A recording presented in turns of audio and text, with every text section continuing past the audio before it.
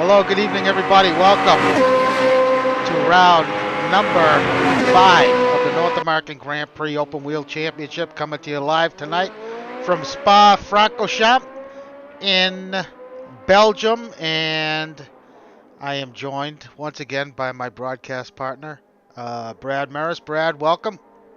Well, hello there, Al. Hey, this track does not need too much introduction tonight, does it? The guys are real super used to coming here. Come here about the middle of every season for quite a while now. I don't know, the last decade or so. So no shortage of experience for the drivers on this track. The car's different, but the track stays the same. And this is going to be one heck of a good race here tonight for these guys in these cars. Got some strategy options we'll discuss tonight, but first, it's, as always, it's qualifying, right? Let's quick look at the track map for this race. 20 corners, familiar circuit, 7.004 kilometers, and just a wonderful, one of the best tracks in the world. Some very familiar and famous corners known to motorsports, and it's going to be a good night. So let's, who are we going to jump on board with today? Let's jump on board with Aaron Parsons, who has just started a flyer here as he enters La Source for the first time. Yeah, following teammate John Houston as they begin their run, and I guess a bit of a rebound the last couple weeks for Aaron Parsons. These guys finally starting to get their stuff straight as Aaron Parsons heads up a Rouge. And I mentioned a little bit watching the cars. It seems like a couple of them feel a little twitchy up there, Al, getting a little bottoming effect going on. Hopefully not affecting too much in the race, but the worn tires could be a bit more of a problem coming into Lacombe. A little quick right-left complex. You generally want to take the quick right and then into the curbing. Don't want to really take the late apex in any of these corners. Just kind of want to follow them around, Al. Put the corner, put the front corner of the tire on the curbing, just kind of leave it there now through this Bruxelles. Very slow kind of second gear corner. You can get away with a lot of throttle early, but not here. You better make sure you have your braking straight there for no-name corner. Get it done early because you need some serious acceleration coming down to the old the pool phone here. Whoa! Houston takes it off in front, so that's not going to be good for that team, but double left hand there. Second portion, no big deal at all, but Fania is going to be a bit more of a problem here for Aaron Parsons, taking it in second gear. Once again, really probably went out a little wide, but yeah, basically just want to steer the car toward the curbing. And then the Campus Stavolo complex, of course. And it's going to be a full throttle blast up to Blanchimont. Not going to have any problem getting through Blanchimont in these open wheel cars. Plenty of aerodynamics and grip on offer. And only needing the hairpin left to finish off a good lap. But boy, that pressure can mount when you are on a good lap. And if it all comes down to the chicane, it can all go wrong at the chicane too when you're a little overexcited and trying to push too hard for that extra little bit. Nice opening salvo for Parsons. Jumps him up to third. Philippe Samard already on top, carrying 40 kilograms of ballast. And was showing quickest here in the practice leading up to tonight's race. Best lap on practice, 2:05.9. So we'll see where Samard ends up here today. No doubt. Looking quick. Adjust my volume here. Hopefully it's not overly loud. But Marc DeGras looking quick in the first sector. Apparently slotted into second.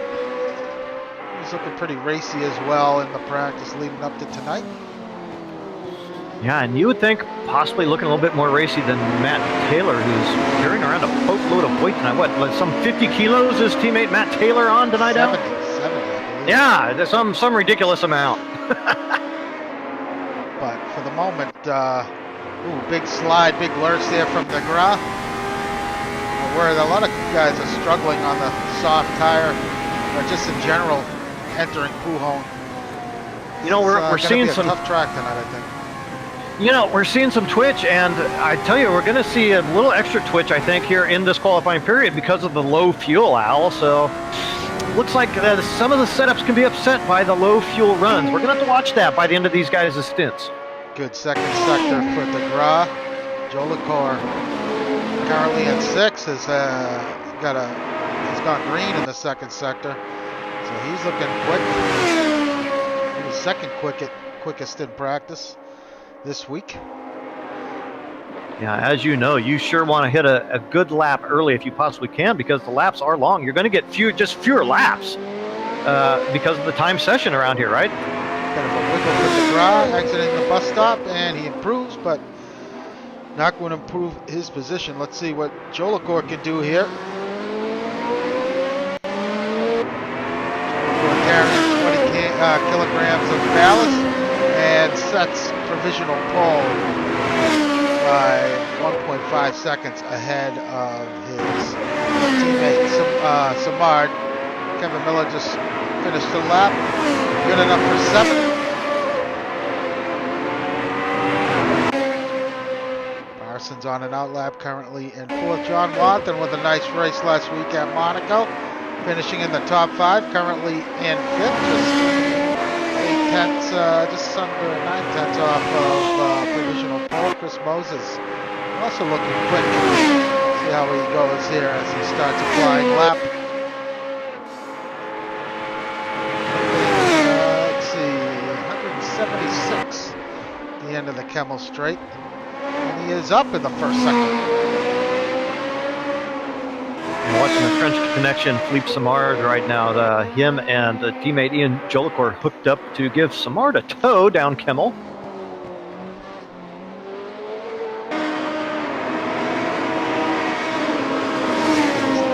Left, taking it very wide.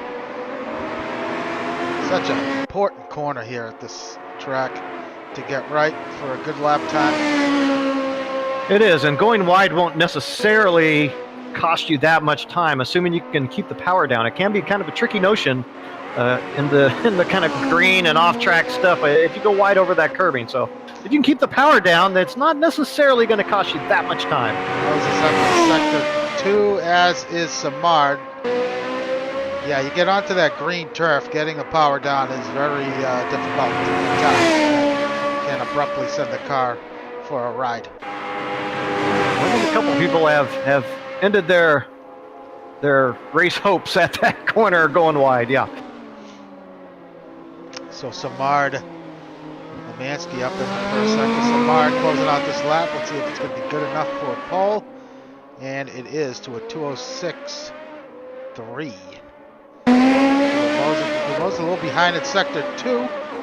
And he jumps up to 3rd with a 2:06.6. A nice lap from Moses. Lemansky, though, looking very quick as he enters Blanchimont.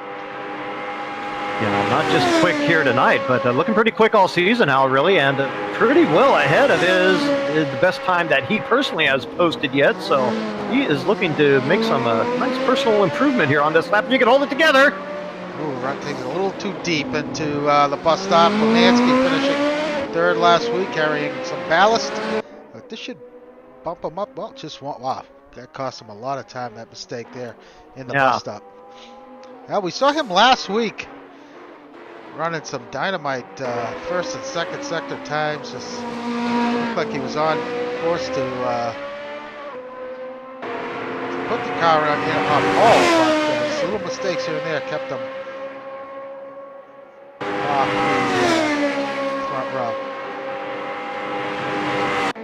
Yeah, yep, that's right. I mean, it still made a nice bid and started eventually fourth or something, so it was still a good qualifying effort. Just, you're absolutely right. Not quite what could have been possible.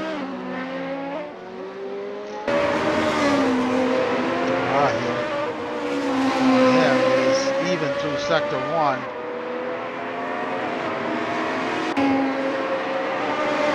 Big week here at NAGP is commonly known as Speed Week, back when we used to run Super Pole.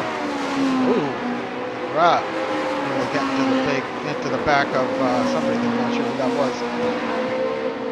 But Spa tonight here in the open wheel cars, and next this coming Thursday.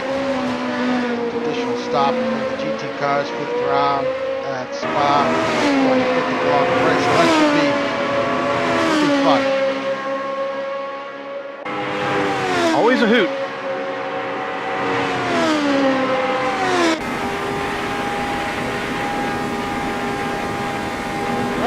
Is on pace to pick up potentially one position. He may edge, well, he's got a car. Colton Fox up ahead. Oh, there you go. Least of his problem. A little overzealous there on throttle. Got the car all twitchy there. The big correction entering Pujon was up in the first sector.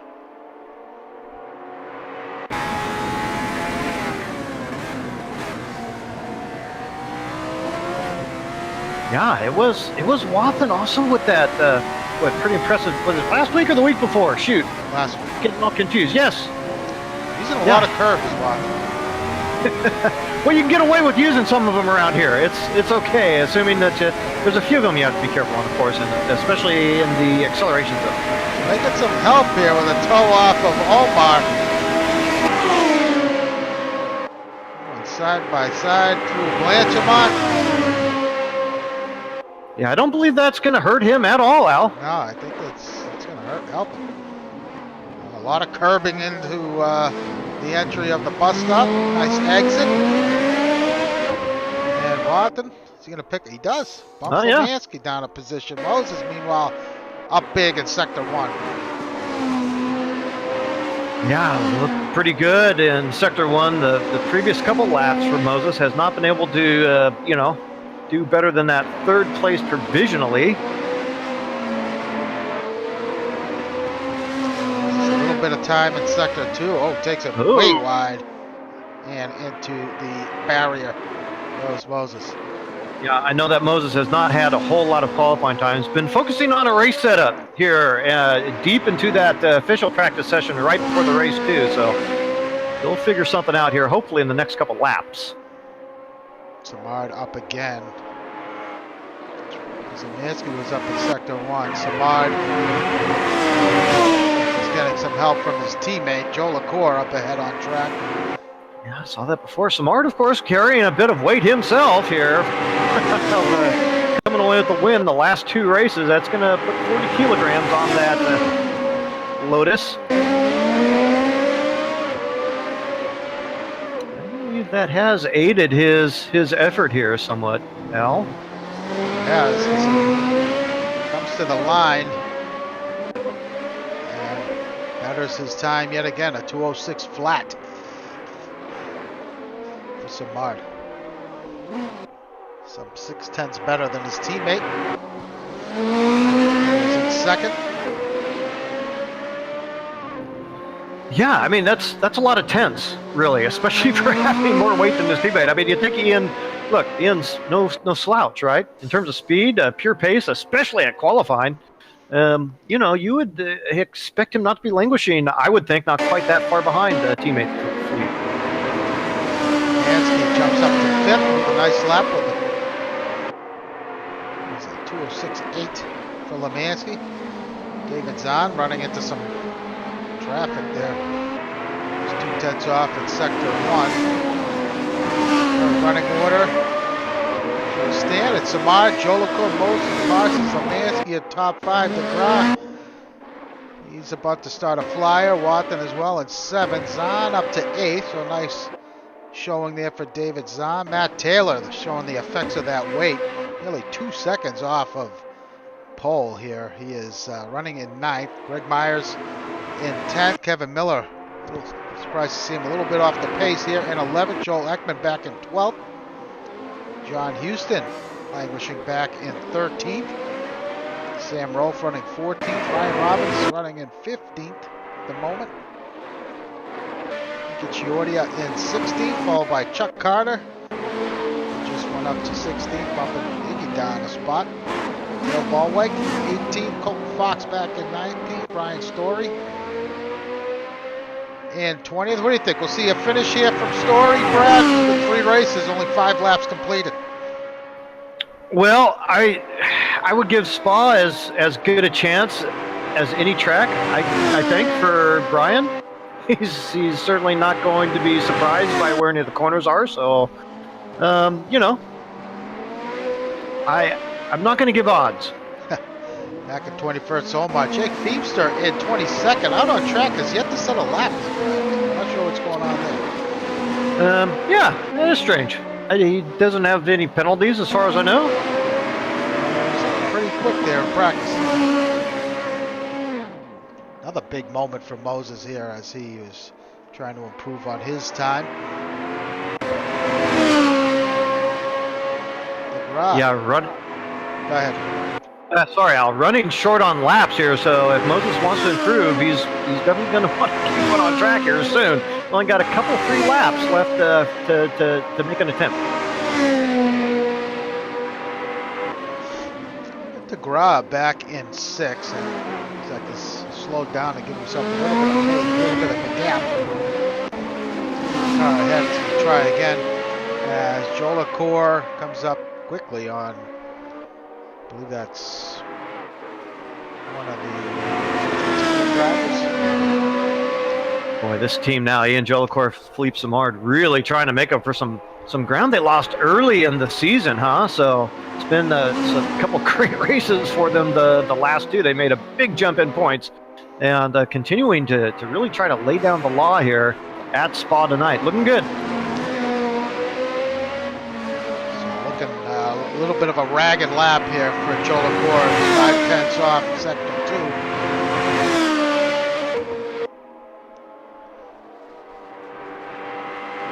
Now 5/10 off, not so far off of his personal time that he has so far. So I still possible room for improvement. You always feel like you can get a little bit more out of the bus stop chicane now. You know, you always feel like you never quite get it exactly right. That's so true, Brad. So Ian, he does improve actually, slightly, but still 6/10 off. Moses right there on par with Jolicoeur. Parsons, meanwhile, is on a flying lap. Yeah, another. Oh no! Whoa, big lurch. That's what we were talking about. And he's going to pull the chute on this attempt and try again. John Watson has dipped back down to 7th here. Oh! Oh boy! Big into the wall with again at Pujon. Big oversteer correction for Watson, sent him for a wild ride. Yeah, and we have heard some rumblings here, the light fuel loads, and we'll get into it a little later about exactly why this is, but the light fuel loads, these guys are, the car's getting a little dicey, and so like I was saying, we could see this in the race. These guys are going to be very careful toward the end of their fuel run, and trying to keep making sure they keep the car underneath them in the race. just got just about 5.5 minutes to go in this session. These guys are really not much time here to do a lap, maybe 2. A 2-minute out lap.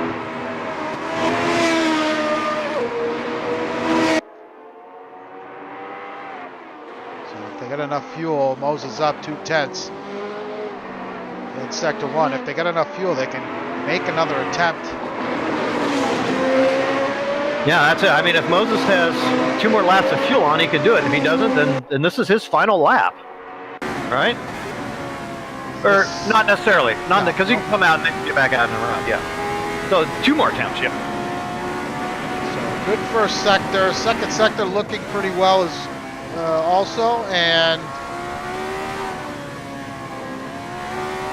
drops a little bit of time here in sector 2. He still has a chance to clip Jolicoeur in second. Yeah, that would be a pretty big bonus, especially for Moses. If you know, basically, the further you get toward the front, the more important each position becomes, right? Because if you have the opportunity to pass somebody, then you have the opportunity to hold them up. So Moses into the bus stop. Seems like it takes forever to get through that little chicane. But yeah, Moses does clip Jolicoeur with a 2:06.5. So Jolicoeur on an out lap. Lemansky green in sector 1. He is currently up to 5th.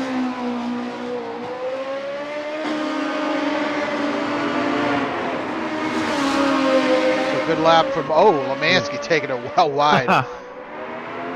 Yeah, and that was exactly to the point. He did try to accelerate. He saw that he was slipping off the line a little bit, tried to stay on the throttle, but just the green kicked him right away because he got on the throttle a little too quickly. He's currently 3rd in the Drivers' Championship. Yeah? So, No! Good job recovering the car, so he may have enough. Takes it off. He'll have enough time to go back into the pits and make another attempt. Wathen once again with a decent first sector. It looks to me like you gotta wonder what kind of aero these guys are running, as Simard and it looks like Simard especially is pretty devastated through the second sector. Most of these guys covered by nearly half a second. Look, I make the rounds to these guys, ask them questions, and a couple guys have been grumbling about me giving away secrets. But look, there's not much of a secret. The faster guys here are not running any aero, and it's really not that much of a secret. That's the deal. They're running basically no wing here if they can, unless they have a little bit of front wing. Certainly the rear is laid flat, and so that's the reason you see some of them little problems here or there. Wathen a second off in sector 2. Depending on this final sector, may be able to nip the Gras there for 6th.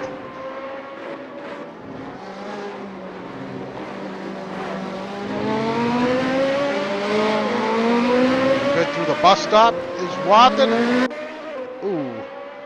Not going to be able to improve. Parsons, meanwhile, 7/10 off in sector 2. Chuck Carter, his best lap. Good enough for 16th.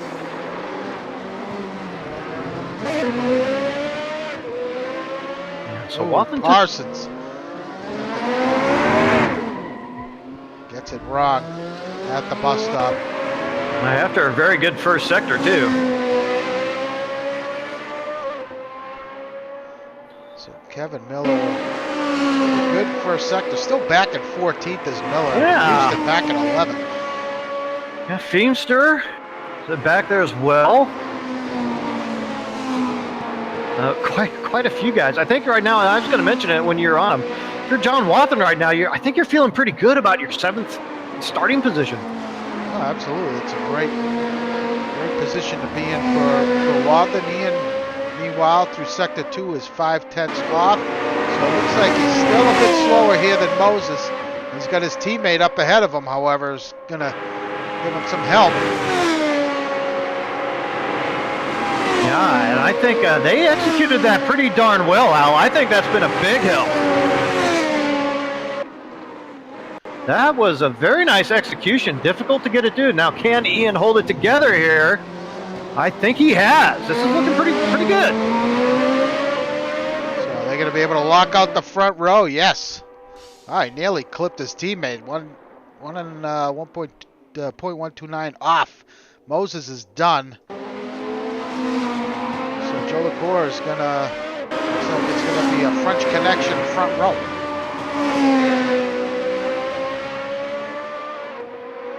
Yeah, look, Mansky, I guess, still outside possibility, right? Certainly, 2 tenths off in the first sector. He's got to nail this second sector here to have any shot. Oh, as DeGraw, last minute here, with the time expired, jumps up to 4th. Bumping Parsons down a spot. Parsons is done. Lemansky once again, same spot, takes it off. So, pushing a little too hard. Jake. Lemansky's teammate, actually. It's a second off in sector 2. So, this could boost him up here into the top 10.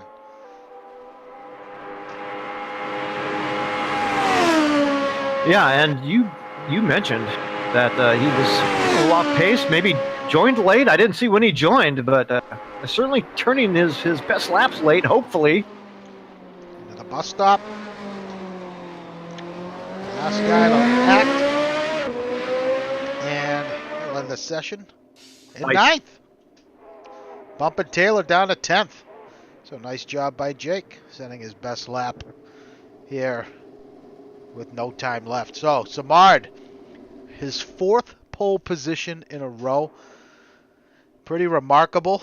This guy is pretty lights out when it comes to qualifying. Pretty nip and tuck here between him and his teammate.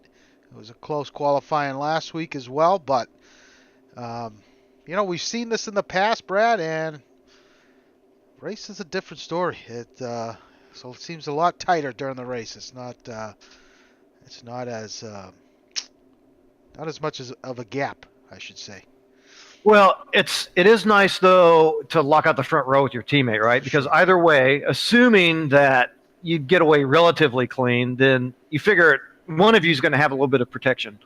So whether it's Simard or Joe LaCour, if Joe LaCour happens to get a good start, then he can. So anyway, and that's very good from a team perspective, right? Obviously, if you're Moses or DeGraw, you just want to do something special if you can and get in front. But I think Simard he's getting in some extra qualifying practice. I'll be honest with you. I think that he is dedicating, maybe not a lot.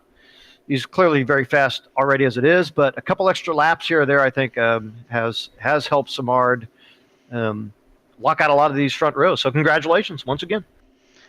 So there you have it. Philippe Simard, Ian Joe LaCour, and Chris Moses, your top 3 here. Let's see. Fast lap. Well, the lap record here held by Chris Moses, 150.6. Not going to come close to that here tonight. That was in the Jordan. Last time he raced here, Chris Moses won the race. It's pretty interesting. It's a reverse of the current starting position. Moses took the win, Simard second, Joe LaCour took third. Race lasted 55 minutes. So, yeah, we'll see how things shake up here tonight. And we may see a repeat of, what was it, couple seasons ago or last season when we ran the Jordan. So, going to take a quick look at the standings here on Monday night as we wait for this thing to get started. Matt Taylor, your leader, 82 points. DeGraw in second, his teammate with 64. Kevin Lemansky, like I said, in third with 58 points. He got 1 point advantage over Ian Joe LaCour in fourth with 57. And Philippe Simard now with 54 points after that pole position. Starting to creep up here, Brad, on his way to the top. First 2 rounds, he only scored 1 point. Back-to-back wins, max points. the last two after that. So we'll see how Samard does here tonight, see if he can improve. He's ahead of Taylor, who's way back there in 10th. Team championship, Captain Clutch, that's DeGras and Taylor. They're leading with 146 points. French Connections, Joe Lacour and Samard are in second now with 111 points. Squeaky Wheels, that's Feemster and Lemansky. They're in third with 88 points. Global Sights, still in the top 5. They're in fourth with 79. That's Greg Myers and Joel Ekman. And T-Brock Dam Bam, Houston and Parsons. Back in fifth with 75 points, but I don't know. We'll see. They kind of got it figured out these last couple races. Houston struggling here tonight, but his teammates up there in fifth. We'll see how things go here tonight for some of these guys. It's might be a tough night for Captain Clutch. Looking good for French Connection, Brad. I think we do want to do a field rundown, but I think much will depend on Mark DeGras here tonight, honestly, for Captain Clutch. Holding a good position, maybe trying to help his teammate, getting in front of some of his rivals if he possibly can. It's going to help him a lot. All right, so we got about 2 minutes, under 2 minutes here before we get going. Let's take a look at your starting lineup here at Spa.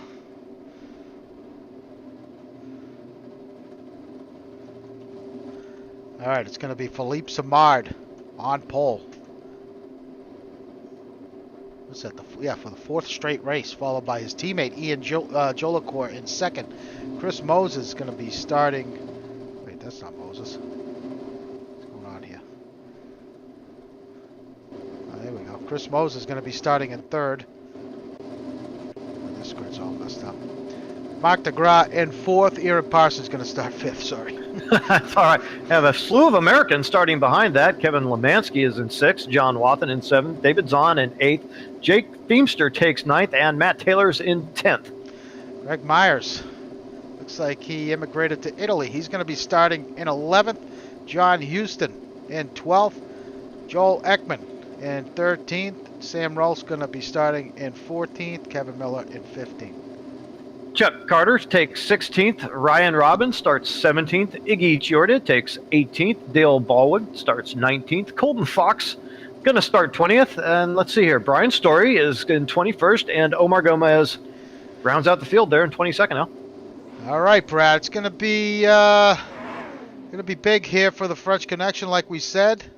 Let's see if they can hold these guys back here on the run down the Kemmel Straight. It's going to be a great start, opening laps here at Spa. As we're about to go green for round 5. We're away. Nice start by the field. Moses with an excellent start. He may take, Wathen parting the Red Sea. A little bit of contact there with Moses. Wow! And Wathen looks like he shot up to 7. To second. First! He's in there! He's first! Running first! Don't bid it, Juan! Wow! Big incident in the back. Moses is off. He's got it turned around. Joe Lacour, Samard, looks like he was involved. Looks like Colton Fox in the back there. He's off. Moses, Brian Story. He's not going to make it. Wathen continues to lead this race. Oh, that had to have happened up front. Jolicoeur, Parsons, Samard, Moses. It had to be, one of those, or two of those guys coming together, or all of them, or something. Wathen, it looked like he was shot out of a cannon on the softs. Definitely had grip there, and he is already nearly 3 seconds ahead of Ian Jolicoeur. We haven't even finished the first lap yet. Yeah, most of these guys, I was going to get to it, but I didn't quite have time. On the hards, nearly the entire field, with the exception of Wathen and whoever started next to him. I can't remember now. Samard now is falling back to 4th. Lemansky in 5th, followed by DeGras, Zahn, Feemster, David Zahn on the soft tire. Kevin Miller, I think he might have been involved, as David Zahn now has a look on the inside. Who is that? Yep, gets past DeGraw at Blanchimont. Very brave move. Now he's looking on the inside of Lemansky, taking it too deep and gets into Philippe Samard. Oh, a big situation here. These guys need to settle down. Unbelievable. Yeah, David Zahn was the other driver on the softs that I had noted. Yep, and big lockup for Zahn, just carrying way too much speed going into the bus stop there. Had nowhere to go. Samard, innocent bystander there, trying to get through the bus stop and gets harpooned. So it is Wathen, your leader, here after lap 1 with a 3.5 second lead over Ian Jolicoeur in second. Parsons right behind him in third. Lemansky now has moved up to fourth, and Samard has been, Samard now back down to 14th. So what does this do to strategy to these guys in terms of what do you come in, take damage? I mean, what get that damage repaired, or I don't know. It depends on how well the car's still running, or if it is. If your wheel's straight, I think you have to stay out. Certainly if you're planning on a one-stop strategy, Sam Rolfe spins right in front of Samard. I think you stay out and you muddle along with the damage as well if you're on a one-stop. If you're on a two-stop, then you can maybe adjust your fuel a bit and come in if you have to make two stops anyway, right? Oh, Moses, done. Ouch. Out of the race. Unbelievable. Oh, God. So, wow. Well, we're going to see some gaps open up for this race, but it was an exciting couple laps, Al. And Wathen's in the lead. Wathen is in the lead by 5 seconds over Ian Jolicoeur. We had 22 drivers start. Just started lap 3, and 6 drivers have already retired. That's pretty remarkable. But hey, it's working out here for Matt Taylor, as he started, I believe, back in 11th, now running in 10th. Oh. Man, has it worked out for those guys. Holy cow, we got a race to go. Jolicoeur is still looking pretty darn fine. and Samard is picking up, positions. Who knows? By the end of the night, it might be like 5th car running, last one running on track, right?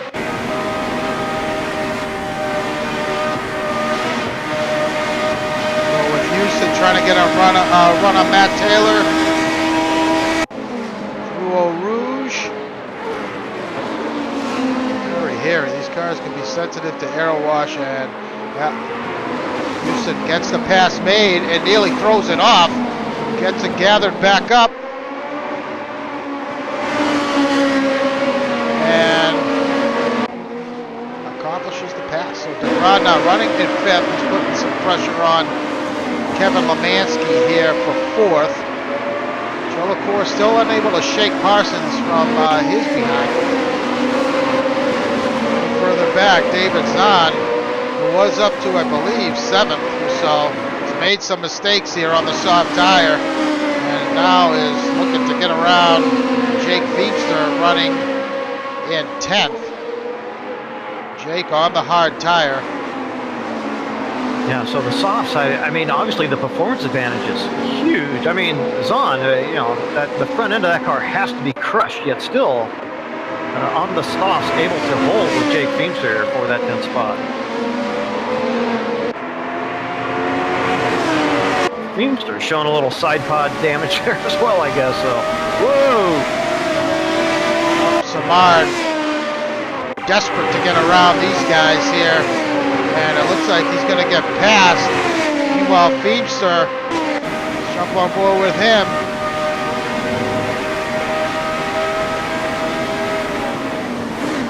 Early on the brakes is Jake. Yeah, he didn't want to make the same mistake again, and to the same guy. I think he had actually let Samard through. He backed off pretty early there.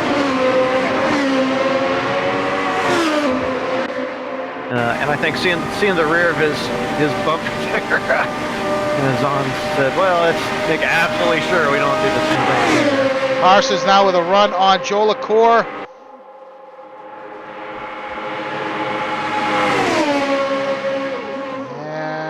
Looks like at the Lacombe, yep.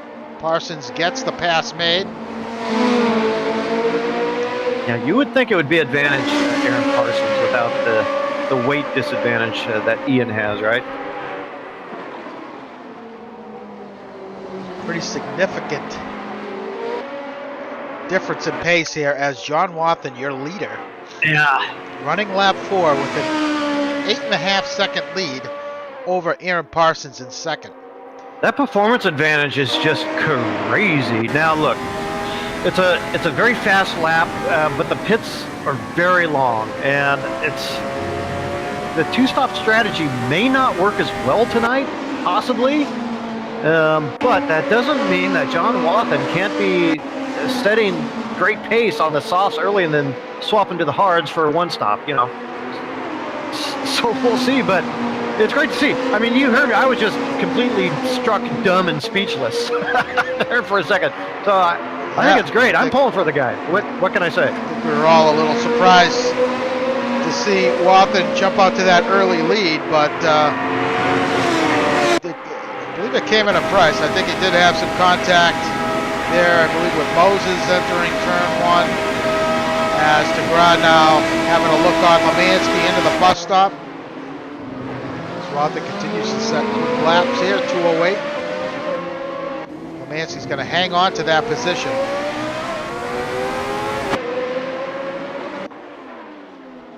But yeah, I mean, pretty incredible that Wathen had that much pace over. Yeah, I mean.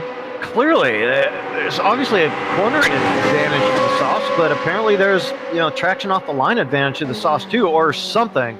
It didn't look totally horrible.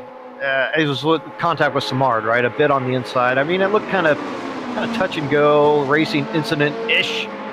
But clearly behind them, when they were trying to get themselves sorted out, somebody didn't back off going into a Rouge. Clearly. Yeah, didn't have the best angle going into a Rouge, so unfortunately didn't see that incident, but it was pretty significant. There were a number of cars, as you can see already.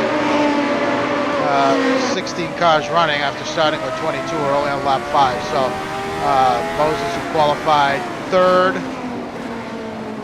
was looking strong here for this race, and just unfortunately did not see what ended his night, but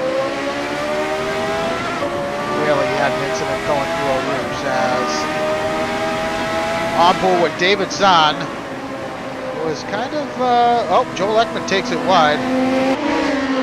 David Zahn, who was driving kind of like a man possessed here to start the race, has kind of dialed it back, it seems. Yeah, he's possessed, all right. So DeGraw still trying to Kevin Lemansky running in 4th, so this is working out very well for Lemansky. Taylor looking good in 7th. DeGraw, as we run now, Lemansky would pick up points on all these guys. Taylor, DeGraw, Samard, except for Joe LaCour. Joe LaCour running in 3rd, but Joe LaCour now. Oh, I think Joe LaCour might have had contact with the inside wall there at La Source.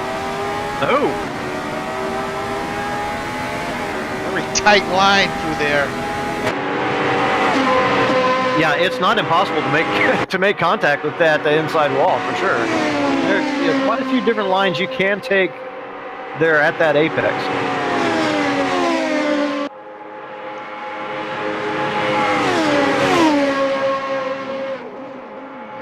Not appear to be close enough. Also not close enough to get a run on Lemansky, John Houston, meanwhile, running in 6th. Unable to shake Matt Taylor just yet. Matt Taylor, oh, sorry, he's carrying 50 kilograms of ballast, but still, compared to Houston's 0,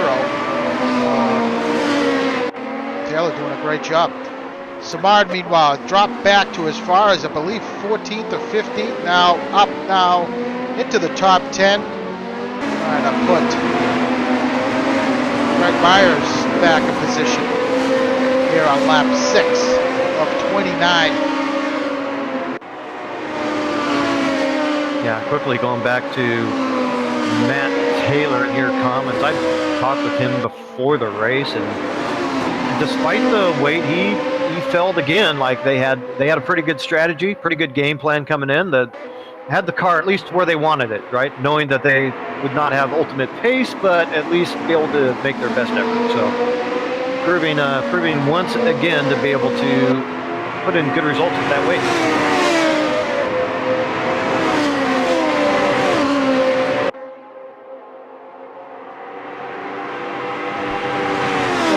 Going to go halfway.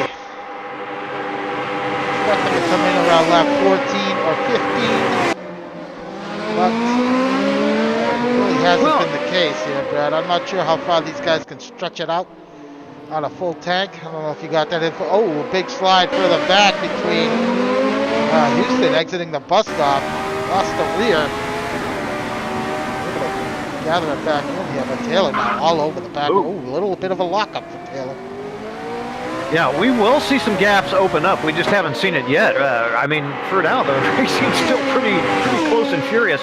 Look, the one thing we know, and this is definitely no secret, is the soft tires can last about 11 laps, and you better not try to stretch them to 12. I mean, they really, universally, from everyone I talk to, the softs drop off at lap 11, and then you need to get off of them.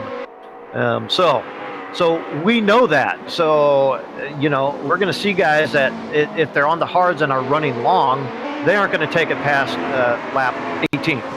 So there you go.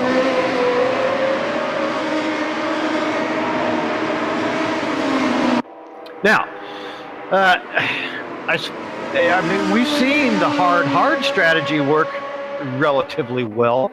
I think, much will depend here on John Wathan. I mean, if John Wathan comes in at lap 11 and then goes on to the hards, we can expect him to run just that one stop. And it will be very interesting to see if these guys on the hards now swap over to the softs, what kind of inroads they can make to Wathan if he, all things being equal, and can keep it on track. So this is pretty fascinating. I'm looking forward to seeing what happens here in just a few laps. Wathan out to nearly 12-second lead over Parsons. Last lap, he's been running in the 208s. God, the performance advantage is just crazy. Yeah, it was pretty significant. Let's take a look further back here. Samard now starting to close the gap up on Greg Myers.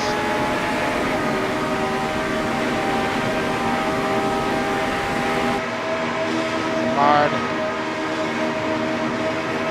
with some damage there.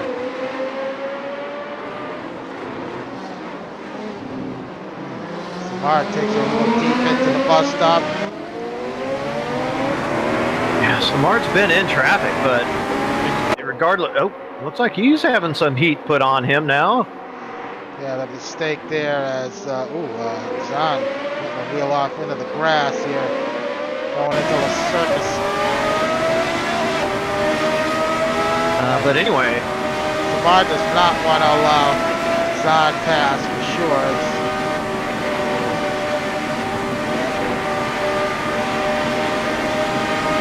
Zahn's going to run on him.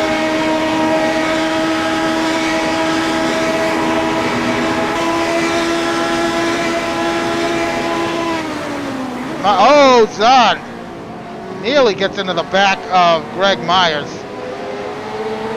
Big lockup from Zahn.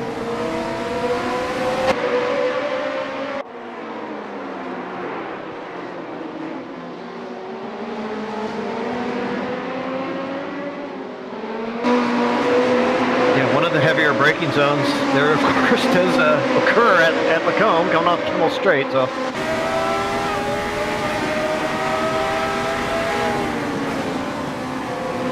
Really, most of the other corners around here are kind of a kind of drag the brake, even trail brake type situation. So.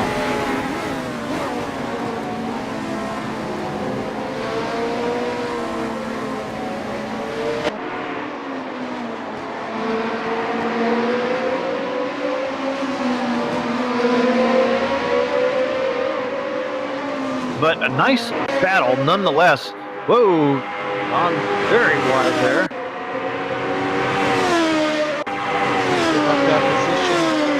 Maybe not. He does give up the position to Samard. I keep trying to get in Samard's lap times, which, you know, maybe because of the damage of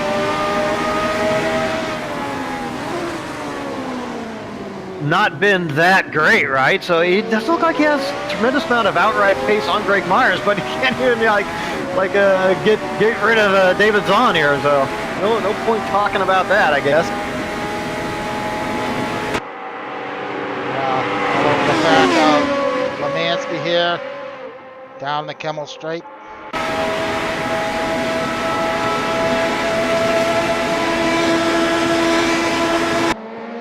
Holding fifth gear. Whoa, as DeGraw nearly loses it. Yeah, pretty well judged, pretty fair, I would say, by both those guys. But DeGraw did have to do a little extra work there, not to spin the darn thing.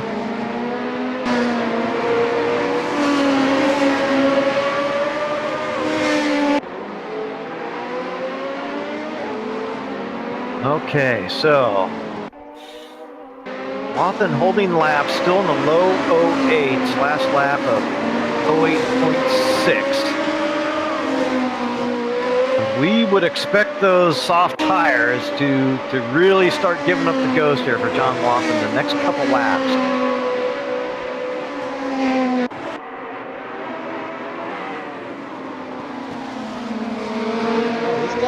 Running lockstep here for a number of laps. Parsons and Joe LaCour. Parsons still maintaining that lead over Joe LaCour for the time being.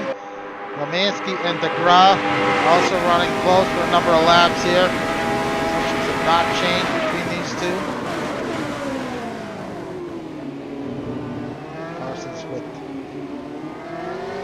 little deep there into the bus stop. Joe LaCour wants to be as tight the Parsons here, exiting with Source. So try and get a run on him. Yeah, Parsons sure looked to have the pace early, right? But Joe LaCour now, it looks like the tables have been reversed a little bit. I don't know what your thoughts are on it, Al.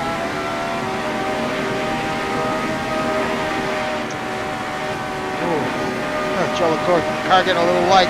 Yeah, no, I agree. I think that, I think the pace is similar, but there we go. So that's what Joe LaCour needed to do here.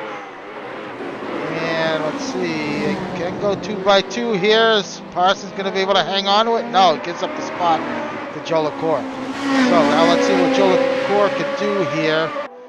If he can try and pull out a little bit of a gap here over Parsons.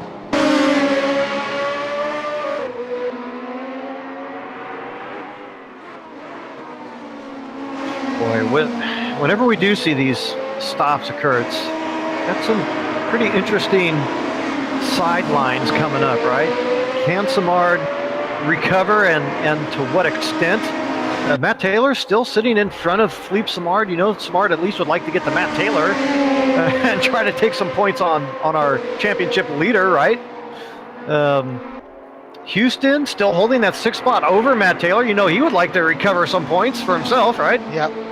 So a lot of fascinating stories, though. The grid has been reduced. Pretty interesting sidelines coming up here as we approach possible pit stops for those soft tires. So we saw 16 cars still running after a pretty wild first 2 laps here. So settled down for sure. Now the possible run on Lemansky into the bus stop. We're having a look on the inside with DeGraw, but Wathan in. All right, so Wathan into the pits here for service. Let's see what he decides to do. He comes out on the softs or jumps on the hard tire. He is back softs. out on the soft, so it's going to be a two-stop situation for Wathan.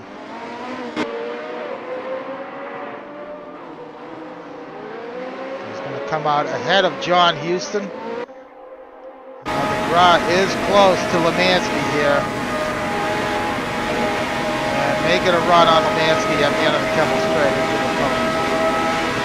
Tried it on the outside last time. Looks like he's trying to make some room on the inside. Yeah, nearly on the grass there on the inside.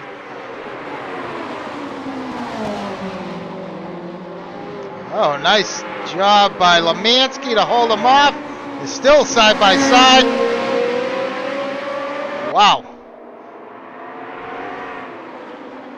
Lemansky with a late break. Takes the car just a bit off track, but DeGraw gets the pass made. So nice job by DeGraw there to get around. Back to Parsons here. 2 seconds off of Jolicoeur, but nice pass there by DeGraw. Houston, meanwhile, Wathan loses it. Loses it at Pujon. That's what we saw him do a few times in qualifying, with a big lurch and into the wall. So, let's see if his car is tracking straight here. But might be an opportunity lost there for Wathan, as he was following John Houston into Pujon, and the car just got away with him, away from him. Meanwhile, Parsons is trying to get around Jolicoeur here through the bus stop. He has, for the time being. Boy. It really looks like these guys are... Whoa!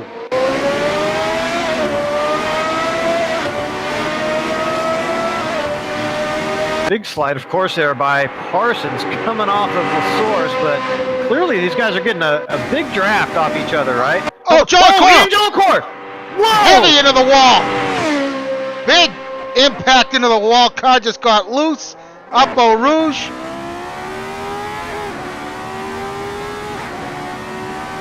Oh, he was fighting so hard to save that. Oh, the hands were a blur on the wheel. Just was not enough in the end out. We've seen that so many times. This guy's running so close through Eau Rouge. The car can get so light. And there is that effect of aero wash as the car, when you're following somebody, and man. Yeah, that was big.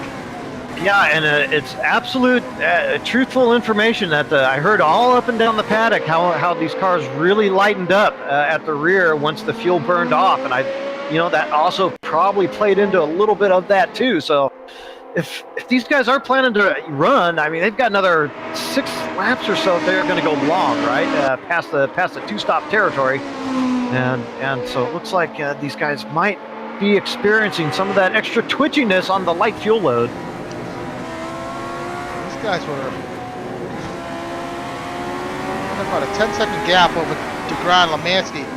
Amazingly enough, Jolicoeur's car is still tracking straight, but no doubt suffering from some adverse effects from that hit, as DeGraw now is starting to reel in Jolicoeur.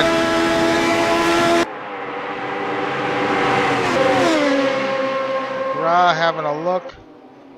But Oh, these guys need to settle down here. Jolicoeur maintaining his position. I tell you, everything looked absolutely fine by DeGraw. He's holding the line just fine, and all of a sudden the rear just kicked out on him. I don't think DeGraw he wasn't pushing hard or anything. He was just on the line, and suddenly the car got away from him. So, that's the... It's going to be Jolicoeur's first drive. If I'm Lemansky, I'm like, well, let me see what happens here between these two going through Eau Rouge. Yeah. In fact, that could even work to your advantage, right? Backing off a second or so you can get a big run. Oh, Lemansky now with a big opposite lock going through Eau Rouge, so he felt the effects now. DeGraw and Jolicoeur DeGraw defending the inside. DeGraw does get the pass made on Jolicoeur. Boy, I don't know how Ian's even seeing straight. When you have a moment like that going up at Rouge and you almost kill yourself on the inside wall, you think you'd take a second breather and give up a couple spots. Like, oh, who cares? I'm still alive, right? But not Ian. He's pushing. So meanwhile, Aaron Parsons out to an 11-second gap over DeGraw in second. And things are looking very good at this point for Parsons on his strategy after Wathan's mistake. Wathan back in ninth after his stop. And let's check his lap times here after his 2:11, 2:10. 2:11, let's see. When did he pit? Lap 10? 11. 11. Okay. So 2:11 is the last time by for Wathan.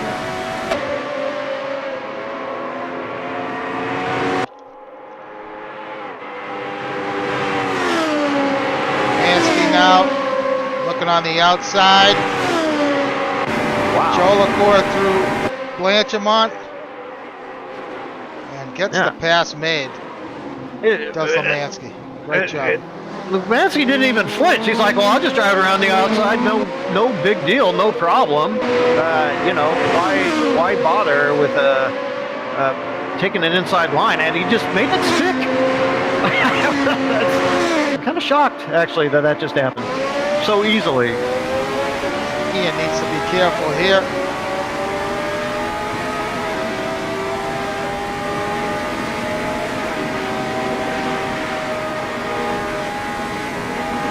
Oh. A few bumps there by Kevin. I just hold my breath, but he's through.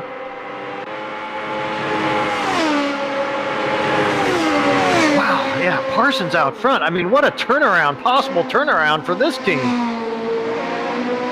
Parsons, can notch the win. Houston in fifth. Wow. I frankly just couldn't have seen that coming.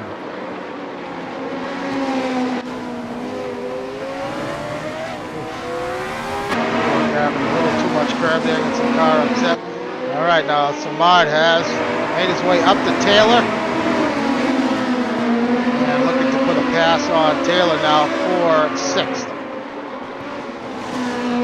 Yeah, it's just a nice psychological, goal to have reached. Okay, I'm back up to championship leader, right? I mean, this is the guy. If you got to get through everybody, you got to get points on everybody, but if you're going to get points, you might as well make it the championship leader first of all, right? So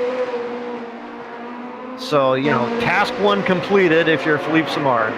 Recovered to this spot. Now, how do we keep moving forward?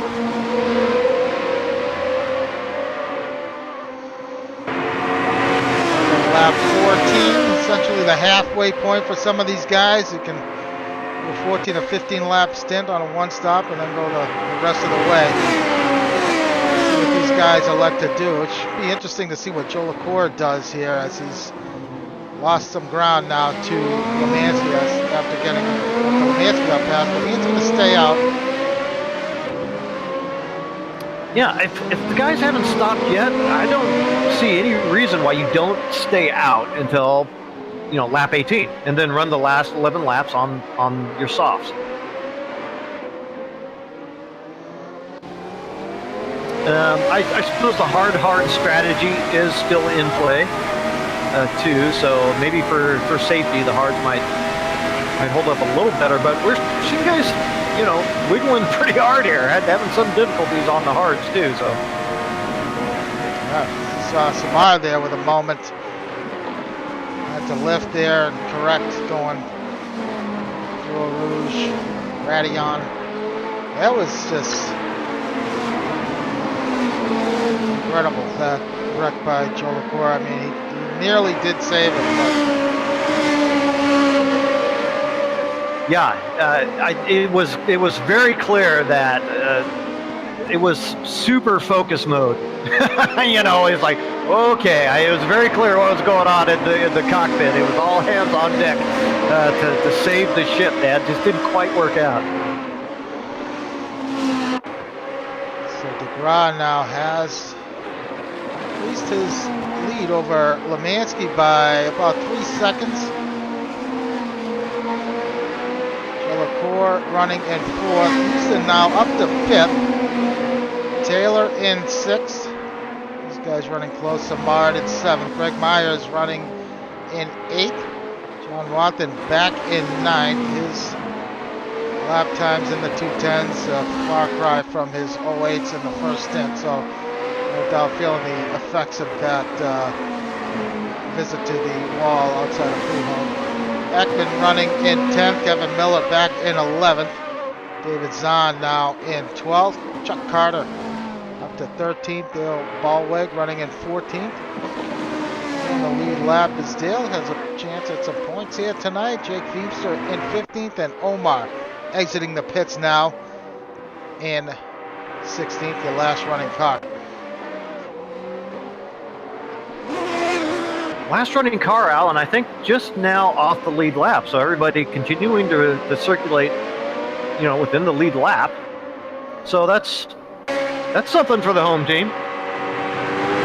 It is.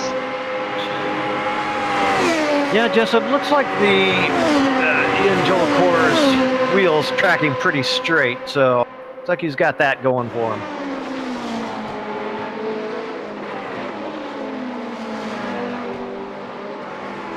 Samard can see his teammate at this point, so Samard really driving well here after his unfortunate incident. It looks like Dale might have dove into the pits. I think that was a situation there at the start of Watson on the soft tires. Unfortunately, I think he might have tried to win the race on the first corner, which took out a couple of these guys here at the start.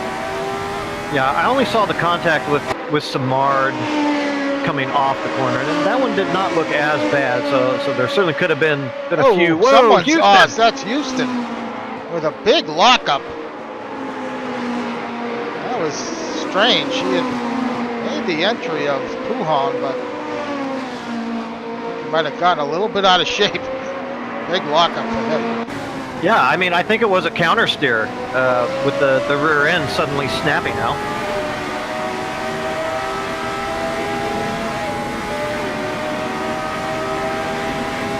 Certainly looks like that on board at Houston now. It looks like it is turning very sharply.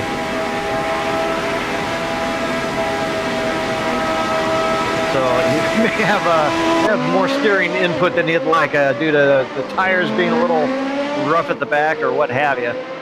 All these guys, I think, really desperate to get in, get off. And in fact, Parsons has elected to come in, probably a lap early. Teammate John Houston in as well, Al. Samard has gotten around Taylor, so Taylor not putting up much of a fight there, excuse me. So Parsons is in. And onto the hards. Yeah. Oh, okay. Parsons in, onto the hards. So pretty quick fuel stop, and boy, there's going to be people behind him that take the softs, Al. Greg Myers no is question in. about it. Let's see what Houston elects to do here. You have to go 12 laps on the soft tires. That, like you said, a bit of a stretch there doing that. Houston comes out on the hards as well. See what Greg does. Greg rejoins on the hards. So interesting. Well, we saw that huge performance advantage on the softs, right? So Samard's going to come in. Taylor's going to come in.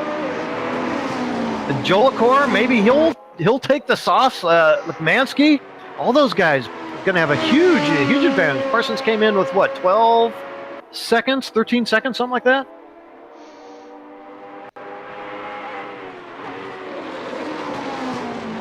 So it will be very interesting to see if the guys that do take the softs can make it all the way up. I think they might be able to, honestly. So DeGraw is your new leader. He's got 5.5 second advantage up over Lemansky. Jolicoeur has fallen back 9 seconds behind DeGraw. So he's certainly dealing with some understeers. You see him trying to exit. That backstraight Blanchard get the car to turn through there, so no doubt having his trouble. His teammate now, Samard, closing up on him quickly. Yeah, and for guys like Samard or anybody with damage, they're gonna they're gonna pit like the very same lap they possibly can, as early as possible. Joe LaCour is gonna need to get that damage repaired, and that's gonna take a little bit of time here. Yeah, absolutely right, Al. Hopefully it's, with not too much past his fueling window. Lemansky in, and DeGraw is away. Lemansky is away. Quick, picked up 1.8 seconds. Oh, Joe LaCour is away and on the softs. Lemansky on the hards. What DeGraw came out on the softs. Taylor on the hards. No, I said DeGraw came out on. Oh, Taylor still needs to pit. Oh, he hasn't stopped yet. Okay, yeah. Okay, gotcha. Samard now your new leader. Yeah, I'm like I said, I'm really surprised. Philippe did not come in that last lap. But his lap times were pretty good. I mean, you mentioned his run up, and actually he's running pretty good 08. So I think he figured out kind of how to drive with the damage, right? Yeah. Took him a few laps, but he kind of figured out how to drive around it.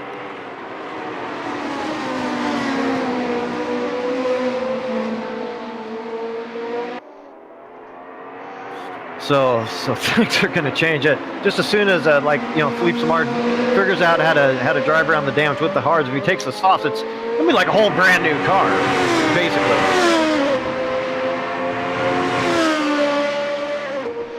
So Samard in first. Taylor still under a second behind. Yeah, Taylor's going to drop off the pace. If you're Matt Taylor, you're thinking, well, you're not going to be able to hang with Philippe Samard for the rest of the race, really. Samard in, and Taylor is in. So, in a way, Matt is kind of running his own race. I would think that he has that in his mind, though the weight is close. I mean, Philippe was showing much better pace, right? So Parsons should come out ahead. Yep, he's already making his way into La Source, and will take over the lead of the race. Let's check. Taylor stop. Not getting the timing for Samard. Samard away. Taylor away. Taylor on the soft. Samard on the softs. Yeah. So Parsons has stopped on the hards. DeGraw on the softs, 8 seconds behind Parsons. I think it's doable. From the pace we saw out of Wathan, I think DeGraw it's completely doable. He can get up there and make the pass. The performance advantage is just ridiculous. Yeah, well, we saw, what's his name, Wathan, within, 3 laps, already had like an 8-second lead over the field. Granted, it was on full tanks, but... Yeah, nonetheless. Now, having said that, it was, let's see, Parsons running, 10s to start the race on the hards and the full tank. So running 09s now, high 09s, still pretty good, but shoot, the softs are looking like a second a lap better right now, and that's well within the remaining laps we got. Tough situation. Oh, Azan just makes it easy for Taylor and punches the wall.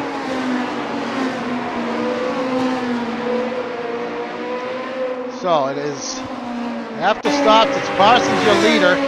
Ekman still has yet to pit. Running in second.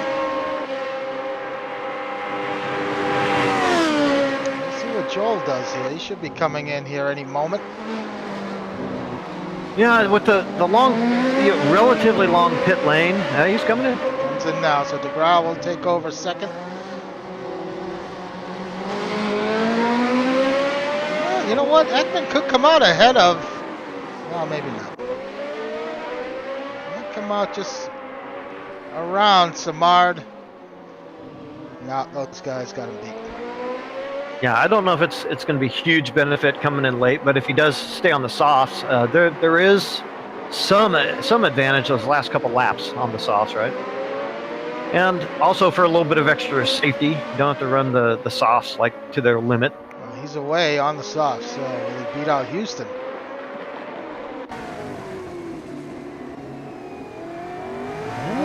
It's going to be close. Houston just nipped him there.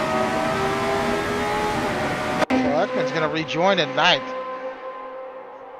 His teammate Myers in 11th, also on the soft.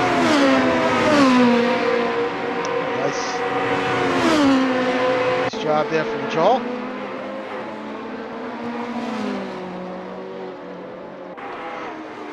So, going to keep our eye on that gap between Parsons, who is leading last time by 2:09s.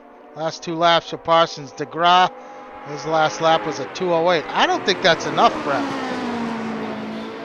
Yeah, just a few tenths there. I mean, yeah, not at that rate, right? Oh, maybe about a second a lap. Yeah, we might. It'll be close. Take that back.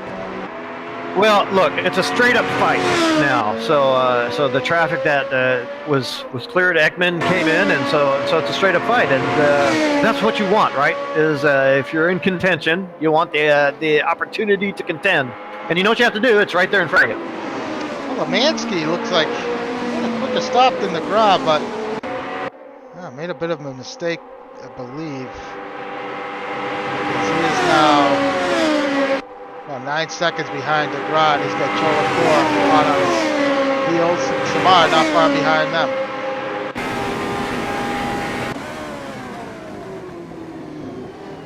Yeah, hey, look, there are some pretty intense battles going on. Really all throughout the field. So I think we're going to have a pretty darn good fight shape up for the lead here with laps running out. But there's no shortage of good battles that will be going on throughout the field as well. Cholapour just a fast lap in the race. 2:07. Yeah, not surprising.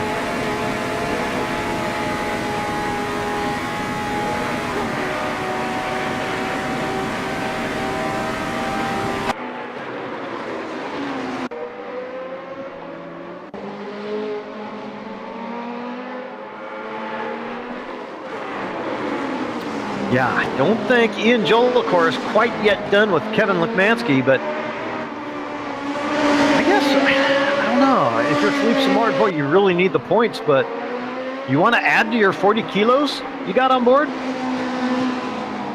I don't know. So maybe Ian kind of has free reign to, he can get around Kevin and who knows, maybe progress from there. Why not? Right. Well, if Jolicoeur does let Samard pass, and Samard ends up finishing the race in 4th, he would still hang on to those 40 kilograms for. Bit of a moment there for Jolicoeur, but for Brands Hatch next week, and that's a lot of wait to fling around that place. Ah, indeed. Yeah, actually, you know what? You're absolutely right. That track will probably not be very good with weight. But we've seen that in the past, actually. That track in particular, guys really struggle with weight.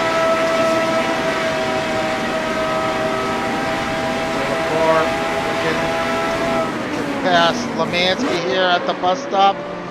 Jolicoeur takes his braking way too late and is not going to be able to get around Lemansky. You got to be wondering if you're DeGraw, he's got to be thinking, I think I have a shot at this. Potentially his first career victory here at Spa. Gap is now 6.8 seconds behind Parsons. With 7 laps still to go. Yeah, I did not put in a great effort that last lap. Did not eat much into that lead, but no, you're absolutely right. And we've seen him in position, actually leading at least once and making a mistake. I think that was at spot 66. Ooh, we got Memory serves? Ekman and Houston side by side going into Eau Rouge. Oh, Yeah, one of them. That's going to give Watson a run on Ekman here for 9th. Sorry, 8th. Counter here, try to look on the inside. No.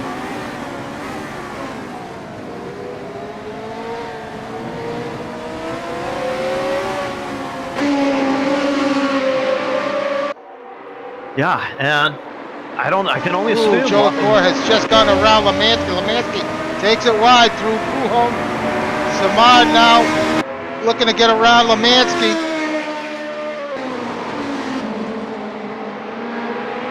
And Samard gets the pass made. So in just a matter of 2 corners, Lemansky drops 2 positions.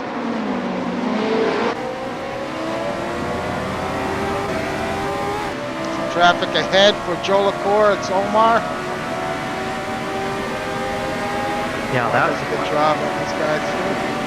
I think that was very clearly a soft tire versus hard tire battle. Ian Joe LaCour, I forgot Lemansky on the hards, and Philippe is going to get past Joe LaCour now. So Joe LaCour gives up the spot to Philippe. That's what I was wondering. Yeah, so apparently the points are worth more than the weight to Samard. That's exactly what I was wondering. I mean, look, it's a hell of a run back up. Philippe Samard, look, almost everybody's run into some trouble. Philippe Samard actually got a little lucky that his happened really early, and so gave him more time to recover, right, than some others. Ekman, meanwhile, has gotten around Watson again, and now is looking to put the moves on John Houston going into the circus. Nice over under the move attempt there by Ekman. I think Ekman may have pace over Houston. He does. Houston on the hard tire. So Houston may be a sitting duck here.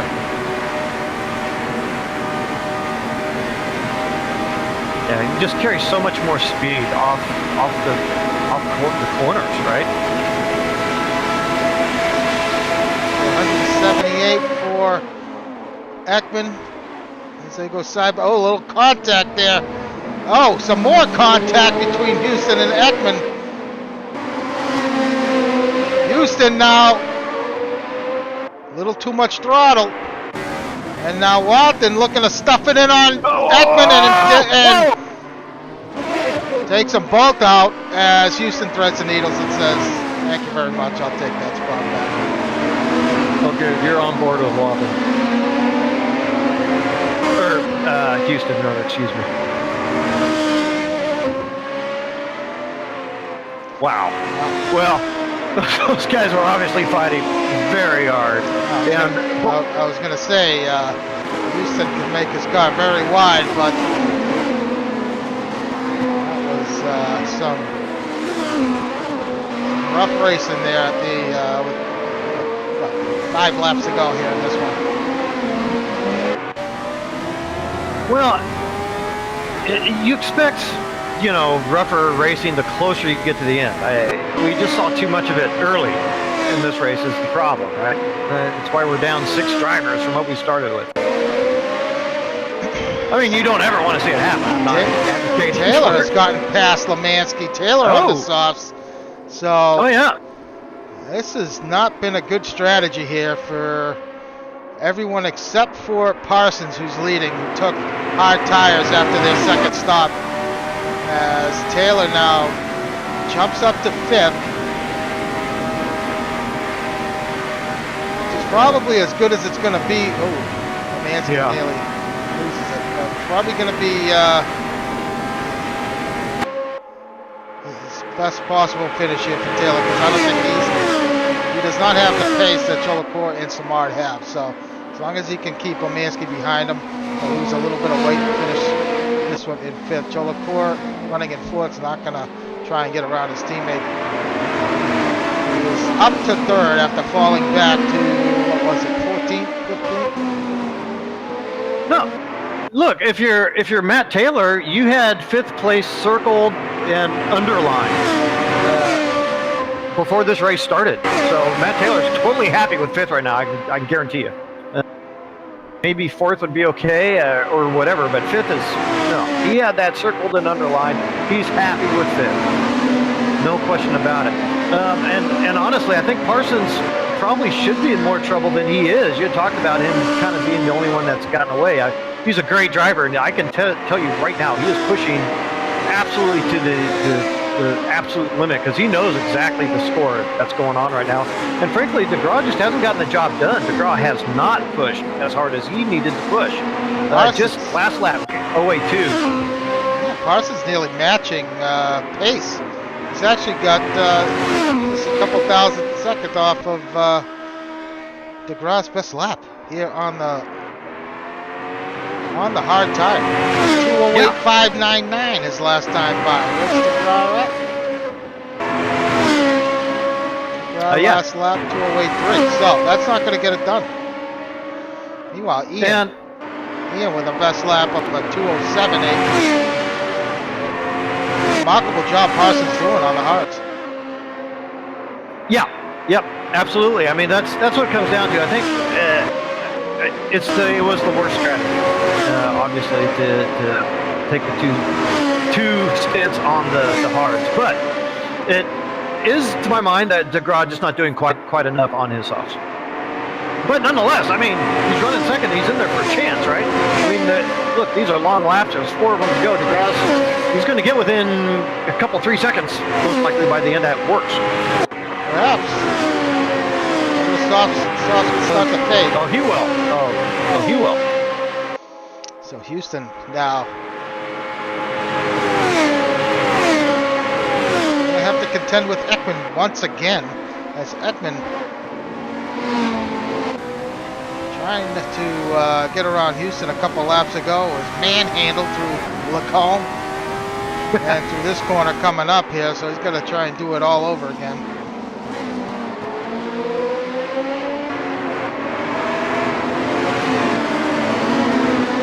Well, at least if you're Joel, Wathan's still behind, right?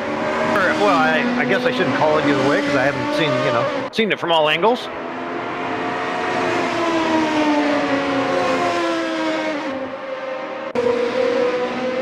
On the hards, harder on the softs. Jake's trying to close up, take that position away from Chuck. Ekman goes back up on John Houston. See Houston's best lap, 2:09.3. So Ekman's last lap was a 2:09 flat. Was his best lap.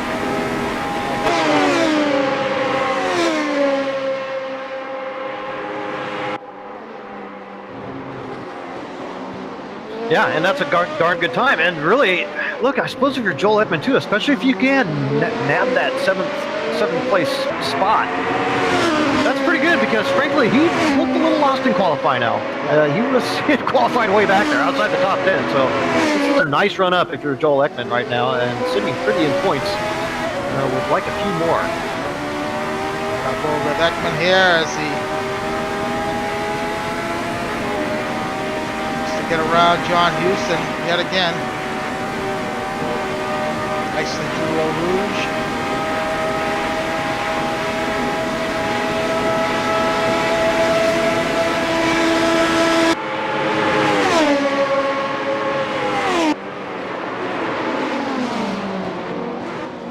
Whoa.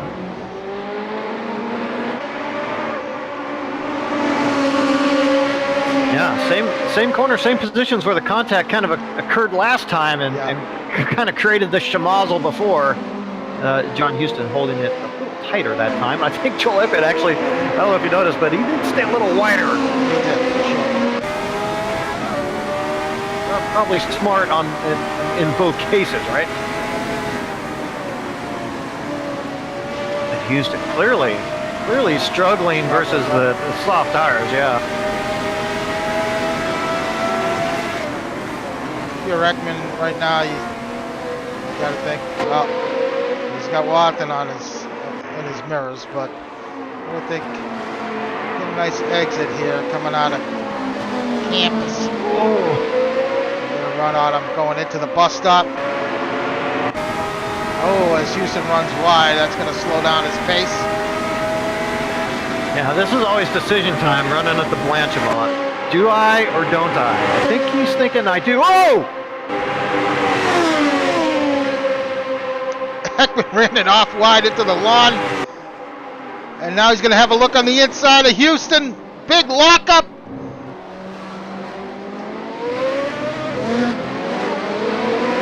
Oh, a lot of wheel spin on exit for Ekman. Maintains holds position over Wattham. Has a look on the inside at La Source.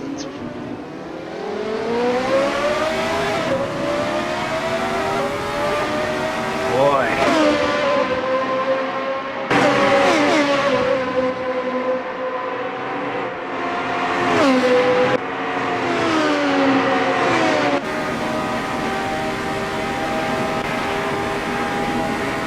Not going to be close enough this time to get around. Try to get around Houston. Gap still for nearly 5 seconds for Parsons over DeGraw. As Houston. A lot of curbing there. Lemansky still now all over Matt Taylor despite the hard tires. Those have come back for him. Whereas Taylor is suddenly lacking a little pace versus Kevin Lemansky. Look that up. Lemansky now looking on the inside.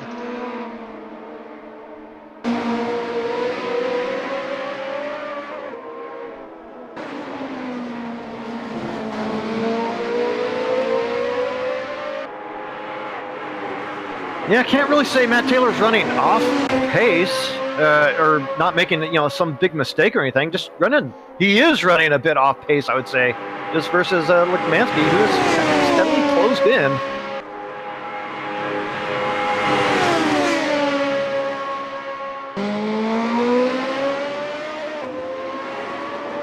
Close enough this time by for Lemansky. 7 last lap for Lemansky. Oh yeah, Taylor running in the 09s, 09.6. So it looks like Lemansky's tires here, the hard tires, are coming to life here late. Yeah, and if you're Matt Taylor and you had 5th place circled and underlined, you did not have 6th place circled and underlined. That's for sure. Now that Taylor's in 5th place, he definitely wants to keep it. There is action all over the place. A little further back, Greg Myers and Kevin Miller. David Zahn mixing it up back there. Just about a lap and a half to go.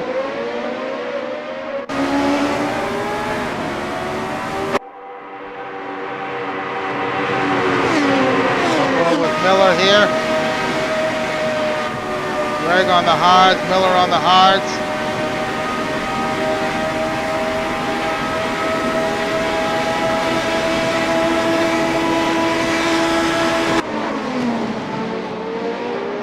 To put Greg back in position. He does. He makes it stick. Watson having a look on the inside now of Joel Ekman. It's going to be advantage Ekman this corner. Back to the Lemansky-Taylor battle. There's a lot going on here to keep up with, Brad. Sure is. Last lap coming now.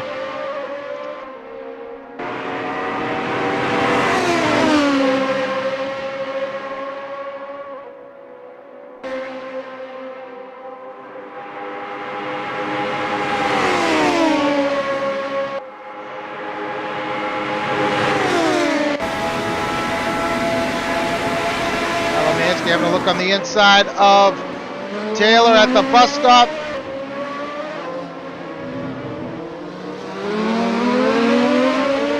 Not much of a fight there from Taylor. Lemansky takes a spot away. Yeah, doesn't want to jeopardize a strong finish here. So he fought I think as fairly and as well as he could, and when he had to give up the ghost, he gave it up pretty easy. Myers and Miller side by side into the bus stop on the last lap here. Ekman has not been able to close back up on Houston.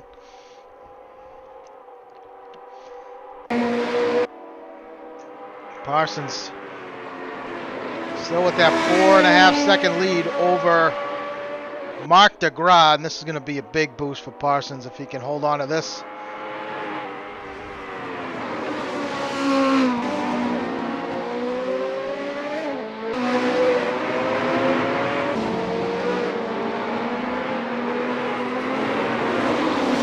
Miller Myers side by side. Oh, contact, some wheel-to-wheel action. Greg takes a spot back from Myers, so I thought. Now Zahn looking. Oh, contact between Zahn and Myers. This is a frantic final lap here. Parsons going through Blanchimont for the first time. Taylor putting the heat on Lemansky. Watson has gotten around Ekman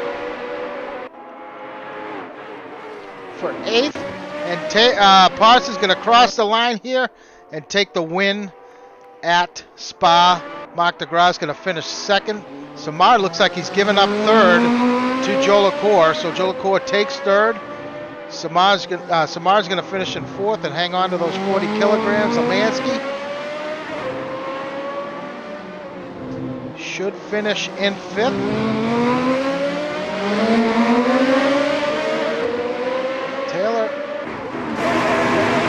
Line it is, so Taylor 6. Houston is gonna finish in.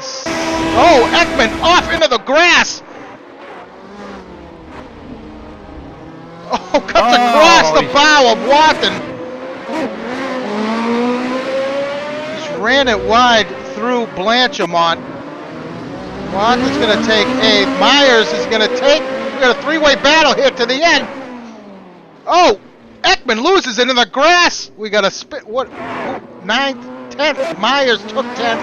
Miller got 11th. That was. What the hell just happened? Zahn takes 12th. Carter's going to finish here in 13th. And Jake's going to be the last car on the lead lap.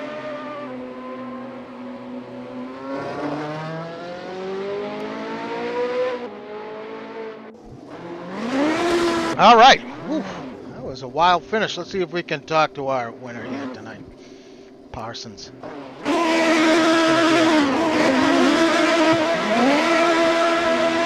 right, I can't help these guys.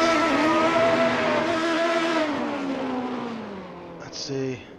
It's going to be a step-by-step here as I try and drag them up. Here we go. Bingo. Aaron Parsons.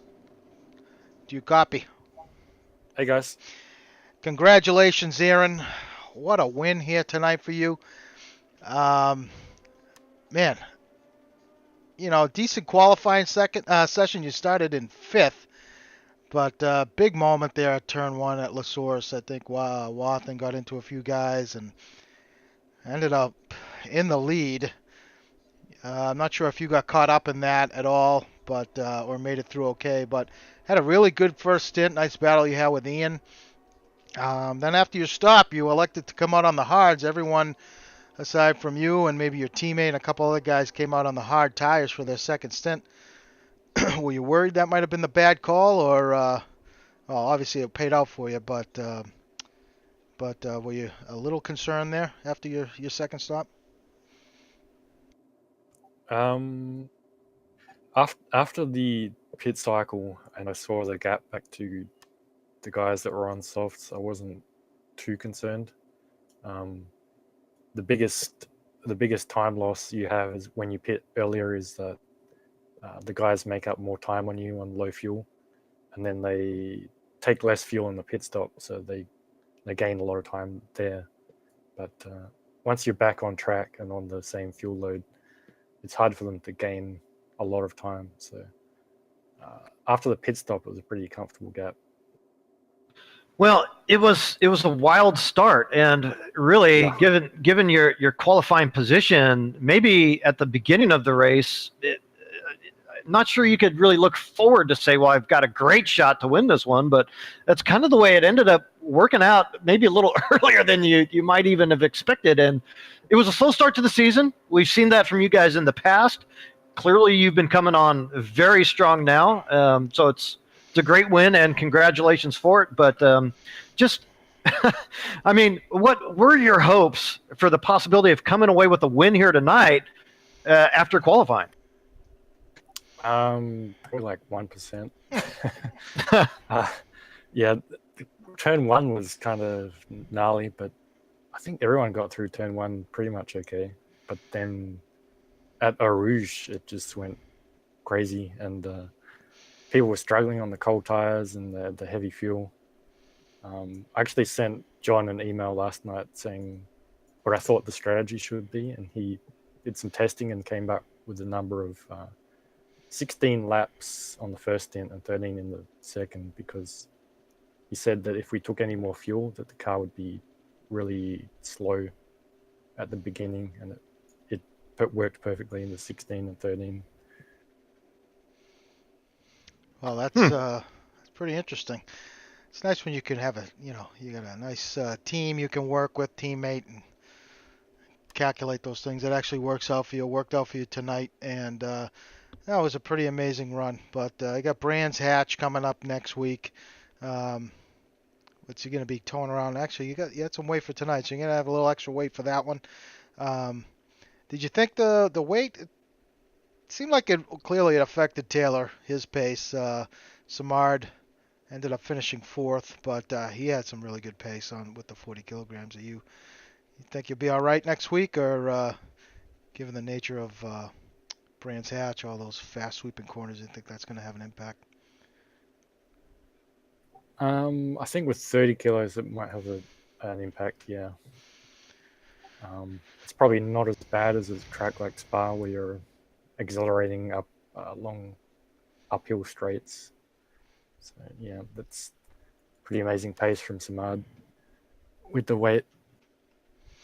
Well, congratulations, Aaron. Great run tonight, and good luck next week. Thanks, guys. I'm gonna drop you down here. You have to move yourself. I can't get down there. All right, so there you have it, Brad. Another one in the books here. Pretty chaotic start. Don't like to see that, but that's how things go sometimes. Well, big unlucky was let's see, Moses for sure was the most affected by that one. So, but these guys are gonna go at it again next week at Brands Hatch. And should be an interesting one there.